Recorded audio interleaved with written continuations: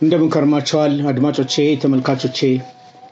በሰላም ውሎ ለማደር ዛሬም በርዕስ ላይ እንምከር በሚል ወደ እናንተ ለአራተኛ ጊዜ መጥቻለሁኝ። ስሜ ታደሰ እባላለሁኝ።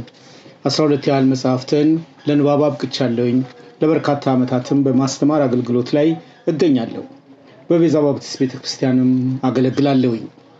የዛሬ ዝግጅቴ በልሳን አለመናገሬ ድሌ ነው ብዬ በማለቴ ጥያቄ ቀርቦብኛል።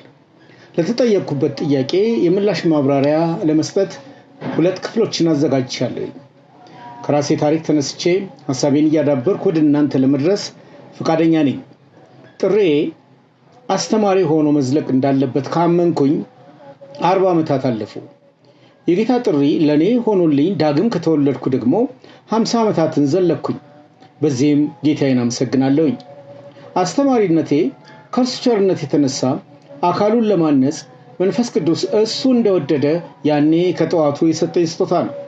ይህን ስጦታ በእውቀት ተገርቶ ሳይንሳዊ መንገዱን ተከትሎ ደግሞም የማስተማር ጥበብን ተምሬበት በእርሱም ተገርቼበት እንድዘልቅ ተማርኩኝ። ተፈትኜበትም ውጤት አመጣው።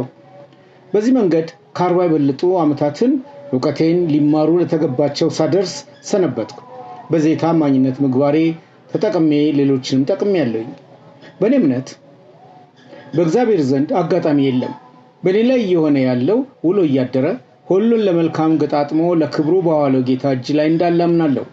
ታዲያ ይህን የመግቢያ ቃሌን ለማስነበብ የተገደድኩት በርካታ ክርስቲያኖች ከ2 ወር በፊት ባቀረብኩት ልሳን ተኮር ገለጻዬ ላይ በቅንነት ላይ የተመሰረቱ ጥያቄዎችን ደጋግሞ ስለጠየቅኩኝ ነው የመጣሁት። ታስታውሱ ከሆነ በልሳን አልናገርም፣ ባለመናገር የሚያጣሁት ምንም ነገር የለም ብያለሁ። ዛሬም የማተቤ ቃል ይኸው ነው። ታዲያ ይህን ለማብራራት 3 አጫጭር የቪዲዮ የድምፅ ቅጂ ማብራሪያዎችን ሰጥቻለሁ።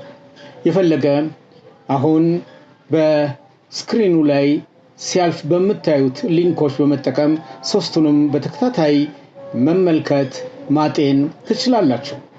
በእነዚህ ገለጣዎች መካከል ታዲያ 3ኛው ድሌና በልሳን ያለመናገር ምክንያት ይላል።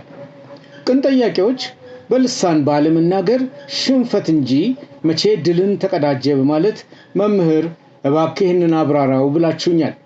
እናም አለመናገሬን እንደ ባለ ዕድል ወይም እንደ ዕድለኛ ካስቆጠረኝ በርካታ ምክንያት መካከል 2ቱን ብቻ ለጊዜው አስነብባለሁ። አንደኛው ወገኖቼ ሆይ ልሳን ቋንቋ ነው። ሰዎች ከሚናገሯቸው ቋንቋዎች በአንዱ የሚገለጽ ስጦታ ነው። እኔ ደግሞ የቋንቋ አስተማሪ ነኝ። ይህን ቋንቋና ሳይንሱን በመግለጥ ለ43ኛ ዓመት እያስተማርኳለሁኝ። ልሳን ቋንቋ ከመሆኑ የተነሳ ስርዓት አለው። ሕግን፣ ደንብን በመከተል ይነገራል። ለምሳሌ መንፈስ ቅዱስ ስጦታን ይሰጣል ብል የዚህ አረፍተ ነገር ባለቤት መንፈስ ቅዱስ ነው። ግሱ ደግሞ ይሰጣል የሚለው ነው። መሙያው ደግሞ ስጦታ የሚለው ቃል ነው። ማንም በክርስትና ሕይወቱ በእርግጠኝነት የልሳን ስጦታ አለኝ ካለ ይህን ሕግ ተከትሎ ሐሳቡን በሙላት ወደ ሰዎችም ወደ እግዚአብሔርም እየገለጠ መሆን አለመሆኑን ራሱን በመመዘን መለየት አለበት። የኔ ድል በርካቶች እየተናገሩት ነው ብለው የሚጠሩት ልሳን ሕግን ያልተከተለ፣ የሙሉነት መገለጫን ያላሟላ፣ የድምፅ ድግግም ሆኖ ስርዓተ ሕግን ያላከበረ ከሆነ በዚህ ውስጥ ውሎ ማደርና ዕድሜን ማርዘም ማንም የለበትም። በምትኩ የራሳቸው ወደ ሆነው ከመንፈስ ቅዱስ ወደ ተሰጣቸው ሌላኛውና ትክክለኛው ስጦታ ማዘንበል በእርሱም ማገልገል አለባቸው። ይህን ጊዜ በድል የተሞላ ማንነት እያንዳንዱ አማኝ ይኖረዋል። ከእግዚአብሔር ጋር ሰራተኛ በመሆንም ይቆጠራል።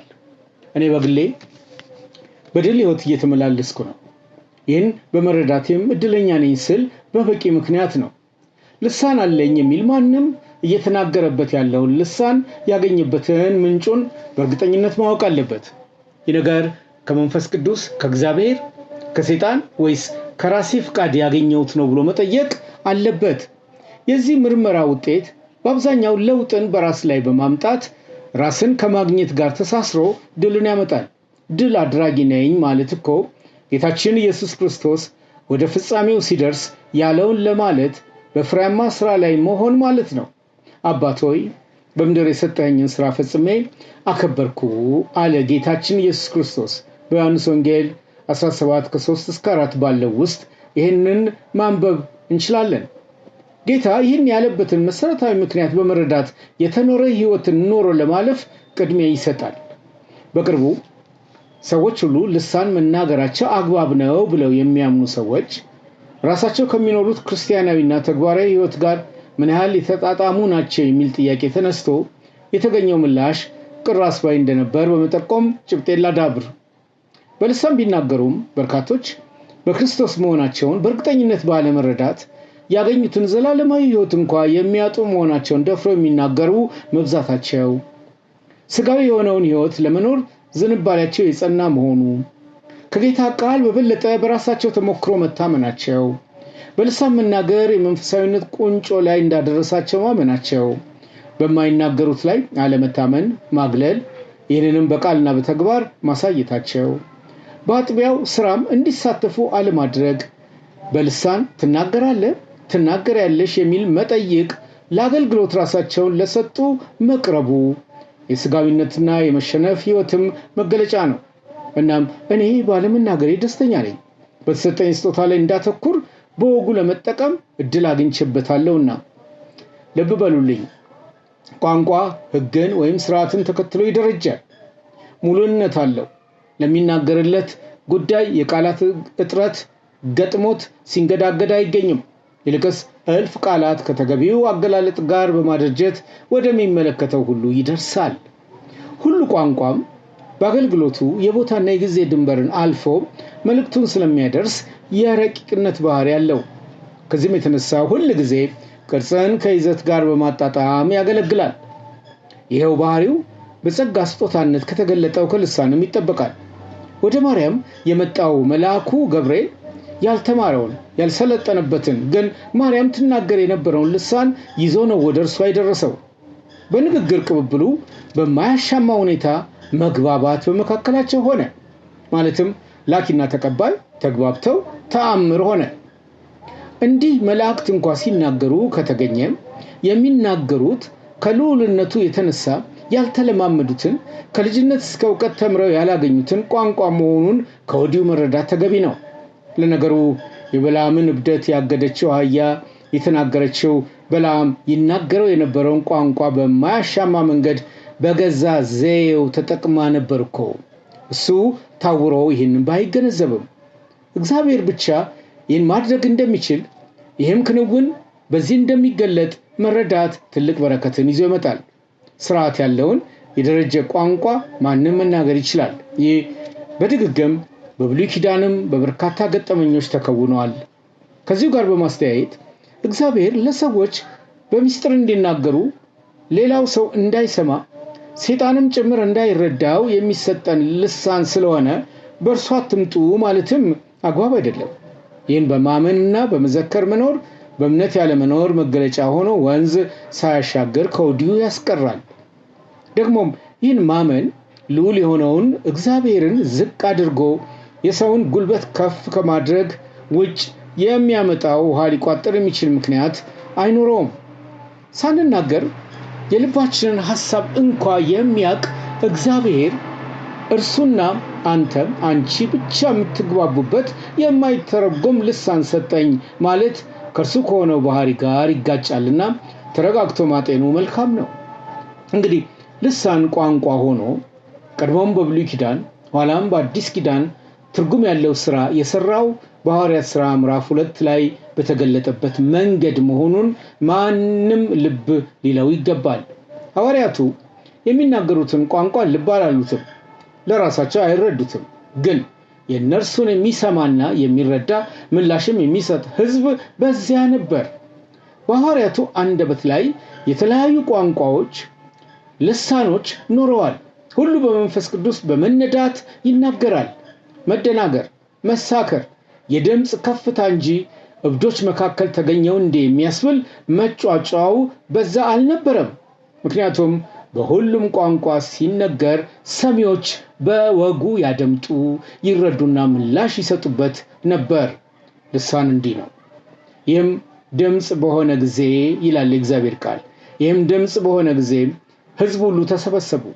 እያንዳንዱም በገዛ ቋንቋው ሲናገር ይሰማ ስለነበር የሚሉትን አጡ። ተገርመውም ተደንቀውም እንዲህ አሉ፣ እነሆ እነዚህ የሚናገሩለት ሁሉ የገሊላ ሰዎች አይደሉምን? የእግዚአብሔርን ታላቅ ሥራ በልሳኖቻችን ሲናገሩ እንሰማቸዋለን። እኛም እያንዳንዳችን የተወለድንበትን የገዛ ቋንቋችንን እንዴት እንሰማለን የሚል ምስክርነት ነበር በጊዜው የተገኘው። ይህን በሐዋርያት ሥራ ምዕራፍ 2 ከቁጥር 6 እስከ 10 ማንበብ ይቻላል። ዘንድሮም ለዚህ ምላሽ የሚያሰጥ አገልግሎት ነው ሊሰጥ የሚገባው። እንኪያስ ልሳን ኖሮ በተግባር ከዋለ በሐዋርያት ሥራ ምዕራፍ 2 ልክ ሊገለጥ ይገባል። ከዚህ በመውጣት የቋንቋ ባህሪያትን ሳያሟላ ከሰው አንደበት ከወጣ የአደራረግ በልሳን ስም ሊጠራ አይገባውም።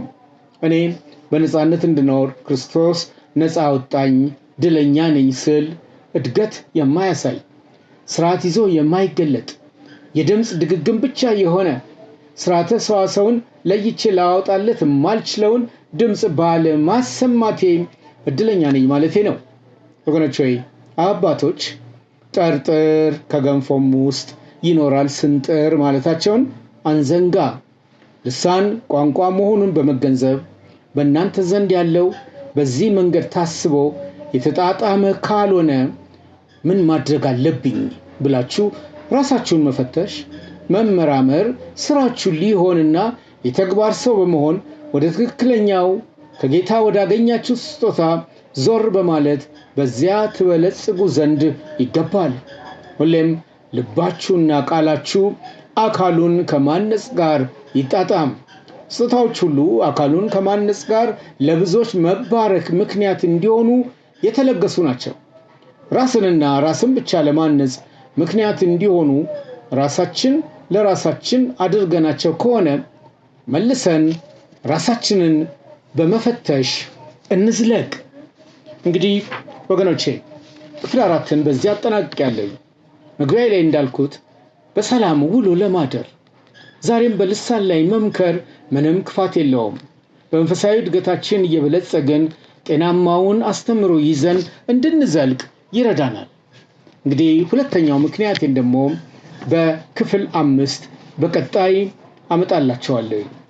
ስለተመለከታችሁት ቪዲዮ ስላደመጣችሁኝም መልእክት ከልብ አመሰግናችኋለሁ። የዩቲዩብ ቻናሌን ሰብስክራይብ በማድረግ ኮሜንት በመስጠት ከጎኔ ትቆሙ ዘንድ በጸሎትም ታግዙኝ ዘንድ ጠይቃችኋለሁ። መልካም ጊዜ